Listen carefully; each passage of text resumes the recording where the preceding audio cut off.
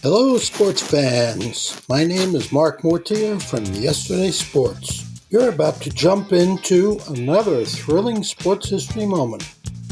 But first, let's dive into today's sponsor, just in time for the holiday season. Introducing Art of Words, the brainchild of word artist Dan Duffy from Philadelphia. Dan meticulously crafts stunning images by handwriting relevant words from some of the greatest sports moments in time. These unique, budget-friendly illustrations are the perfect gift, sparking cherished memories and capturing hearts. Choose from city skylines, sports, history, and musicians to find a piece for everyone. And here's the exciting part. For that sports fanatic in your life, gift them a piece of their favorite team or player's history. Art of Words tells a compelling story. Explore collegiate stadiums, each meticulously crafted with every football victory etched in words. Or venture into baseball stadiums, handwritten with every player from the team's illustrious history. Don't wait. Order a print today for yourself and your loved ones this holiday season. Transform your wall into a gallery of captivating art and surprise your family and friends with a print of their own. Use code SHN15 at artofwords.com for a 15% discount on your order in November and December. Visit Art of Words, where words magically transform into stunning art, evoking cherished memories and touching the hearts of those you care about. Again, use the code SHN15 for 15% off at artofwords.com. Welcome back to episode 3 of this Major League Baseball preview. All right, we're going to do the NL West now. You know, the LA Dodgers, San Diego Padres, San Francisco Giants, Arizona D-backs, and the Colorado Rockies. Colorado. All right, so let's start it off real quick with the Dodgers. They finished second in the division last year behind the San Francisco Giants. They went on to with a record of 106-56. They went on to win their wild card game against the Cardinals, win the division series against the Giants 3-2, but ultimately fall to the Atlanta Braves in the NLCS 4-2. So what did the Dodgers look like going into this year? Well, Pacoda has them ranked with a 101.3 winning record and losing 60.7.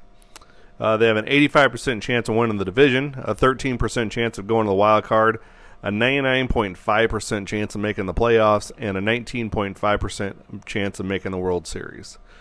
So, what did they do? Well, they signed Freddie Freeman.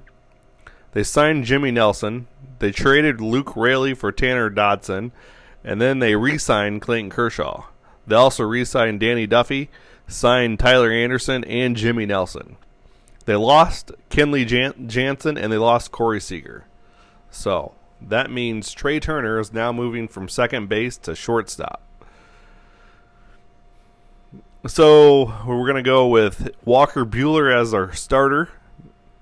These are brought to you by Rob Maines on baseballprospectus.com.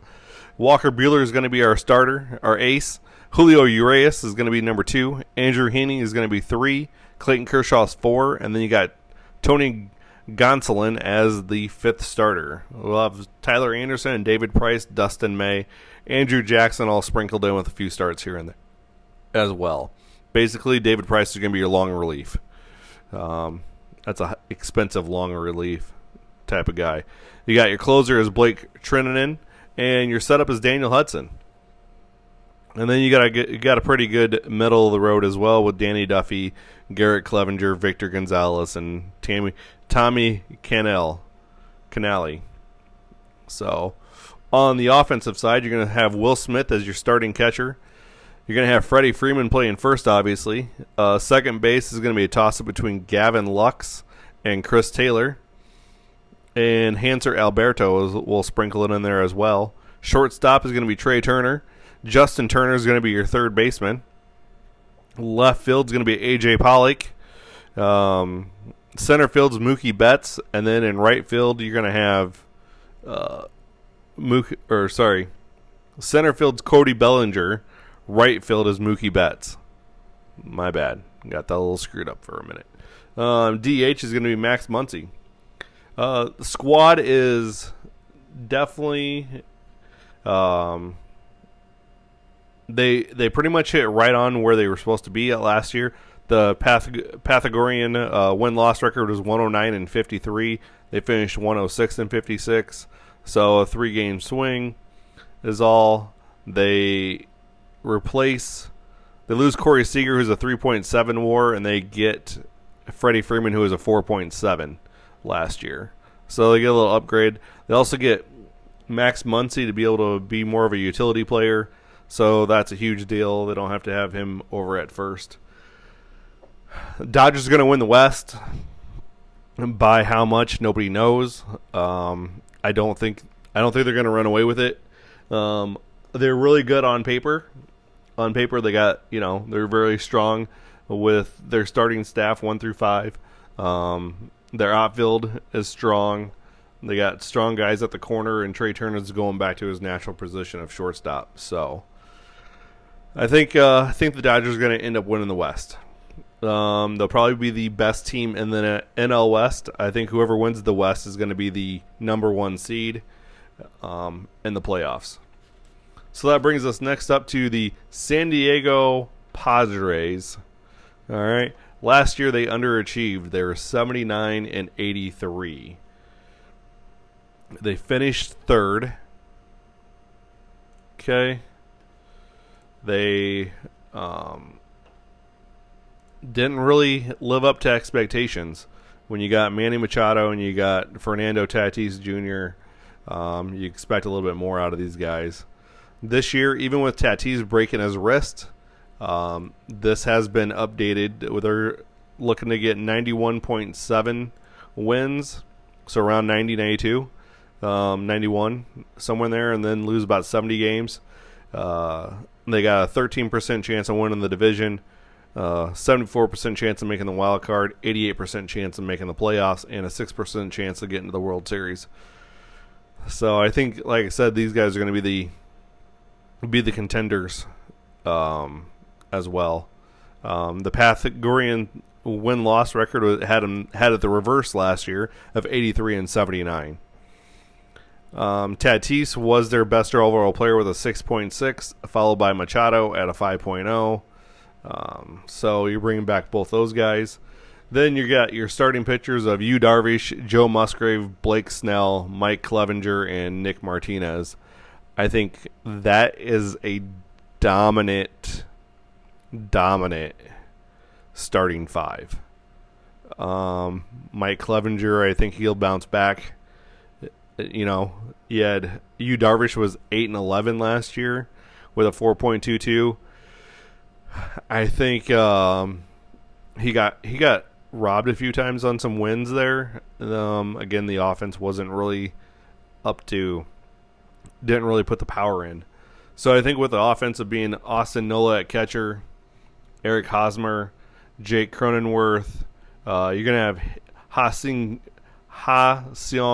Kim playing shortstop for now while Tatis is injured.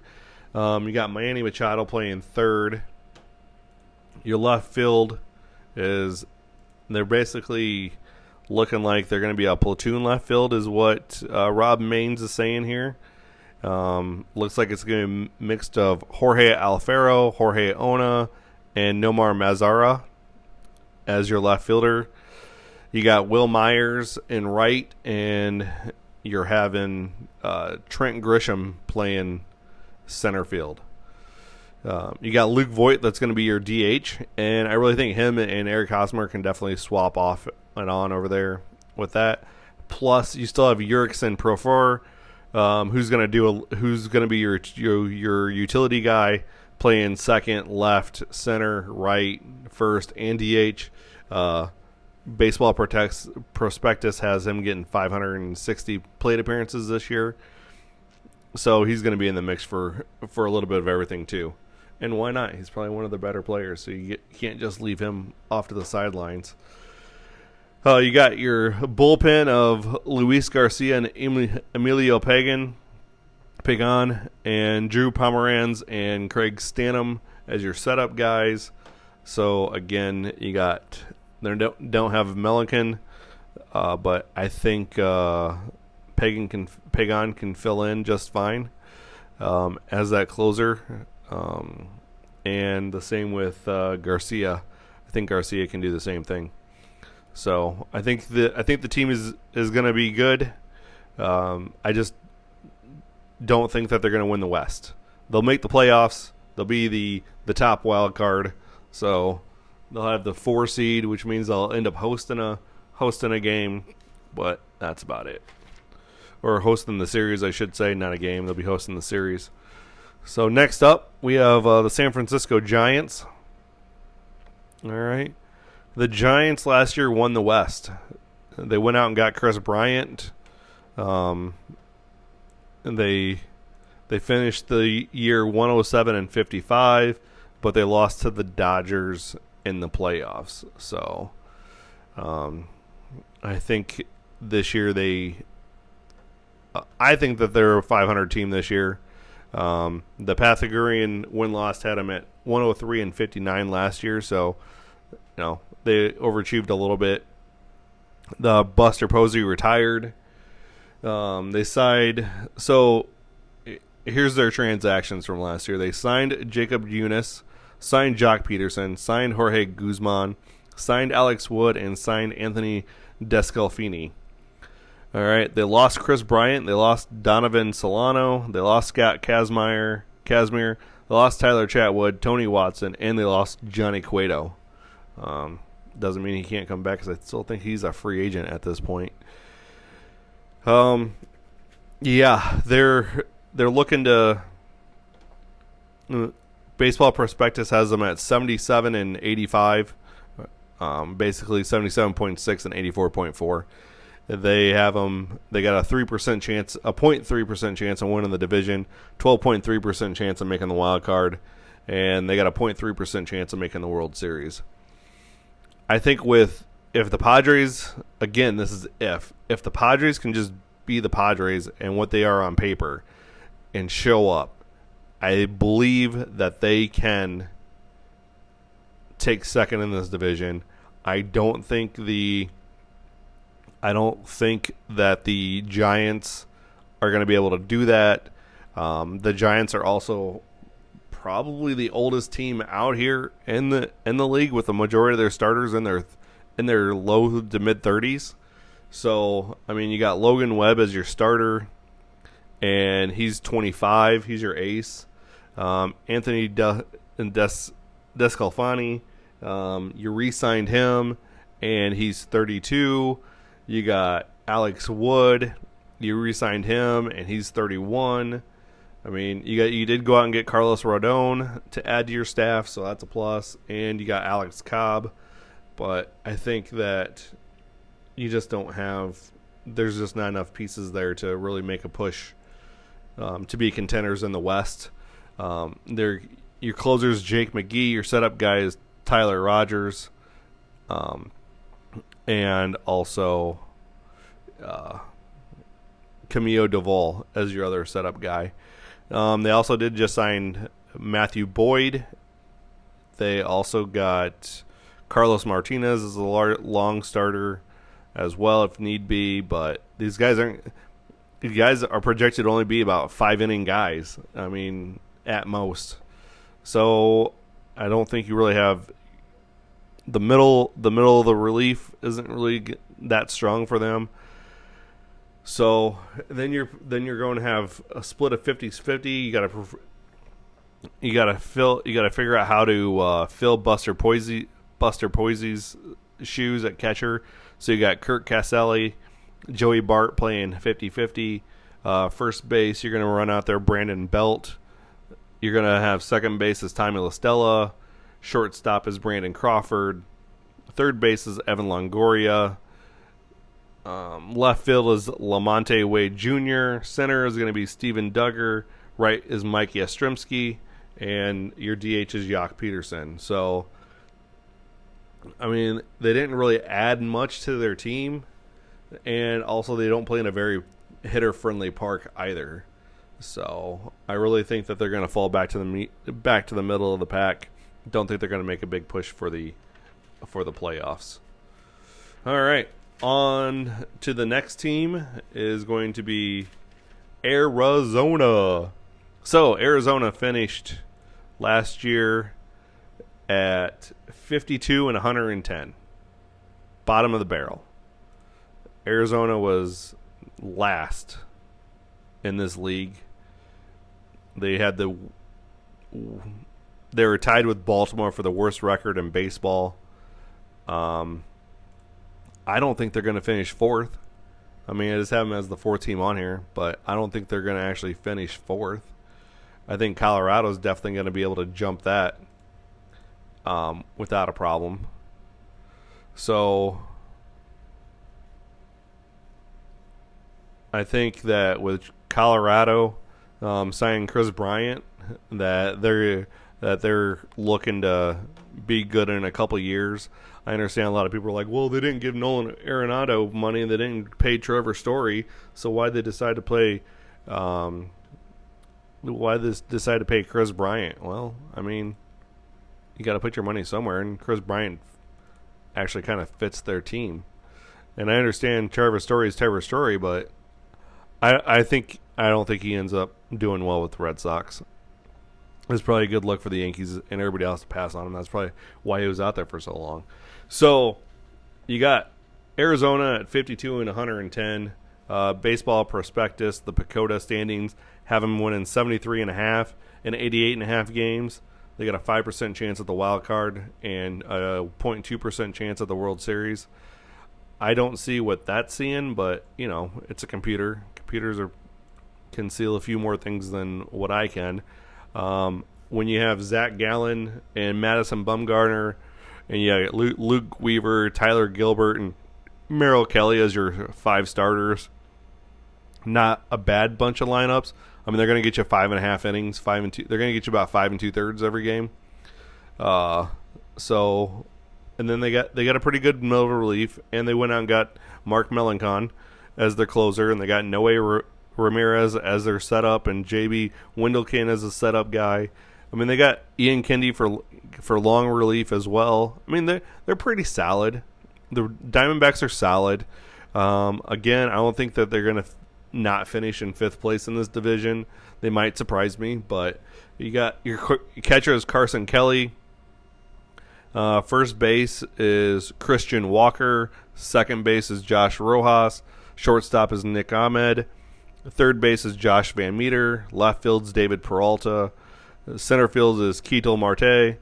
Right field, it's a swap between Davin Smith and Jordan Lupo. Or Pavin Smith. Sorry, not Davin. Jeez. Again, I can't read my own writing. Pavin Smith and Jordan Lupo. At DH, you got Seth Beer playing DH. So, again, not bad. I mean, Peralta's a good player. Smith's your outfield is pretty solid.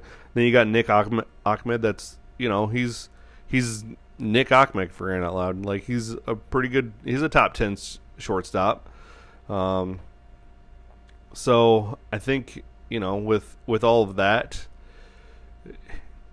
it's going to be good. He's top 10 defensively, not really offensively. He's only had a couple of good years. Everything else has been kind of horrid. But, I mean, that's what happens. I mean, he's 31 years old playing shortstop. So, again, I think they're decent, but they're not. You can count them out as contenders for anything. You also can count them out as not. You can count them as not finishing dead last in Major League Baseball this year. The transactions that they did, they got Ian Kennedy, and then they signed Mark Melancon. Yeah, that guy, their closer. They lost Tyler Clippard and they lost Cole Calhoun. So not huge losses. Those guys are easily replaceable. All right. I got Colorado up next. Colorado's going to finish fourth in this division. Like I said, when I did this, I did them backwards. So that's why we're a little bit out of order. So Colorado, Baseball Prospectus has them at 66.9 with a 95.1 loss record. They got a 0.3% chance of making the wild card, and they got no shot of basically making anything else. Big splash was signing Chris Bryant. They also signed Jose Iglesias, Chad Kuhl, Alex Colomé, and Julius Chachin. They lost Trevor Story, Chris Owings, and John Gray. You got Herman Marquez, Kyle Freeland, Antonio Centinela, Austin Gomber, and Pete Lambert as your starting five. I think that's a pretty good starting five. Alex Colomé is your closer. Good guy. Carlos Estevez and Daniel Bard are your setup guys. Again, good things. Again, with the NL being the way it is, you're going to have 88, 89, 90 wins to make the wild card, even with 6 teams, because that East is so tough. And I don't think Colorado's there. I think they're definitely going to match last year's win total, be about 74 to 80 win total, finish right around 800. I think Bryant is going to love playing at Coors Field. He's less of a line drive hitter than what Story is, and Story hits 50% of his balls to straight center. So where Bryant is definitely a pull guy. He gets a little bit. Hits less line drives, less ground balls. He's more getting that, getting the ball up in the air. So I think Bryant's gonna have a huge year if he can stay healthy. So at catcher we got Elias Diaz, first base C.J. Cron, second base Brendan Rodgers, shortstop is Jose Iglesias, third base is Ryan McMahon.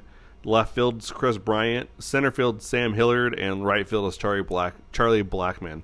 So you can have Blackmon still bat 1, and then you have Bryant bat 2, because Bryant's a great 2-hole hitter.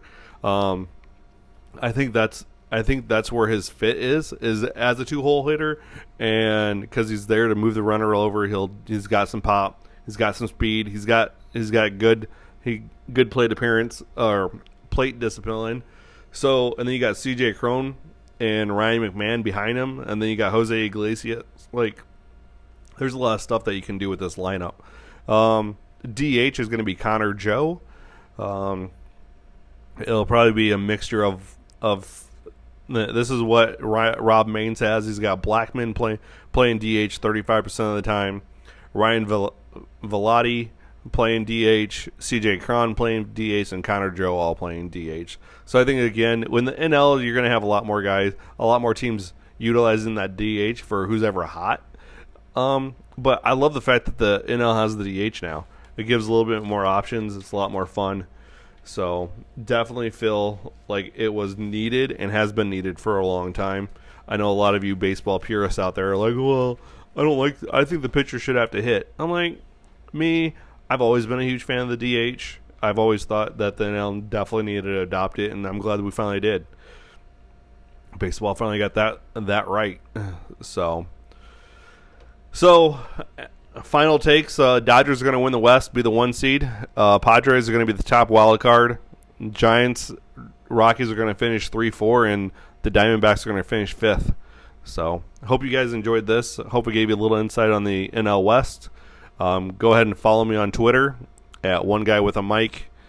Follow me on TikTok at One Guy With A Mic. Email me at oneguywithamic at gmail.com.